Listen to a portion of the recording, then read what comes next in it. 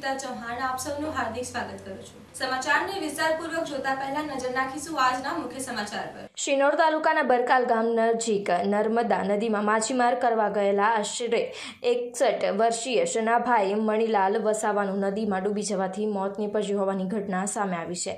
ગત સાંજે માછીમાર કરવા ગયેલા શનાભાઈ ઘરે પરત ન ફરતા પરિવારજનો દ્વારા શોધખોળ હાથ ધરવામાં આવી હતી। દરમિયાન આજે સવારે નર્મદા નદીમાંથી તેમનો મૃતદેહ મળી આવતા પરિવારજનોમાં શોકનો માહોલ છવાયો છે।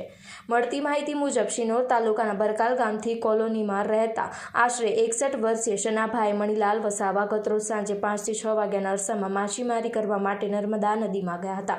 જોકે મોડી રાત સુધી શનાભાઈ વસાવા ઘરે પરત ન ફરતા પરિવારજનો ચિંતિત બન્યા હતા। ત્યારબાદ આજે સવારથી જ પરિવારજનો તેમને સ્થાનિક લોકો દ્વારા તેમની શોધખોળ હાથ ધરવામાં આવી હતી। શોધખોળ દરમિયાન આજે સવારે આશરે 10 વાગ્યાના અરસામાં નર્મદા નદીમાંથી શનાભાઈ વસાવાનો મૃતદેહ મળી આવ્યો હતો।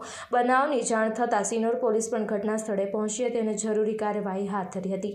ત્યારબાદ મૃતદેહ પરિવારજનોને સોંપવામાં આવ્યો હતો। પ્રાથમિક માહિતી મુજબ શનાભાઈ વસાવાનું માછીમારી દરમિયાન નર્મદા નદીમાં ડૂબી જવાથી મોત નીપજ્યું હોવાની જાણ મળી રહ્યું છે। આ દુઃખદ ઘટનાને પગલે બરકાલ ગામમાં તેમજ મૃતકના પરિવારજનોમાં શોકનો માહોલ છવાયો છે। રિપોર્ટર કુણાલ દરજી, YNN ન્યૂઝ, શિનોર। શું નામ છે ને શું સમાચાર થઈ છે તમારું? મારું નામ હરીશભાઈ સનાભાઈ છે। શું સમાચાર શું થયું? મારા પપ્પા ઘરે કાલે મચ્છી મારવાના બોને નીકળેલા 5:30 5:30 6 ના ગારામાં લગભગ અહીં આવતા લગભગ 7 વાગ્યા છે। નદી કિનારે આવેલા છે ત્યાં આગળ કાલે રાત્રે 10-11 વાગે તો ના આવે, પછી સવારમાં 8 વાગે મેં શોધવા નીકળ્યો।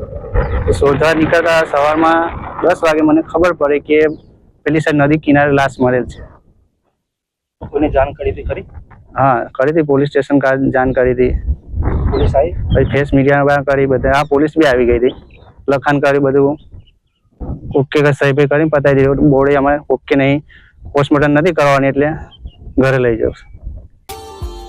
Subscribe now and press the bell icon. Never miss an update.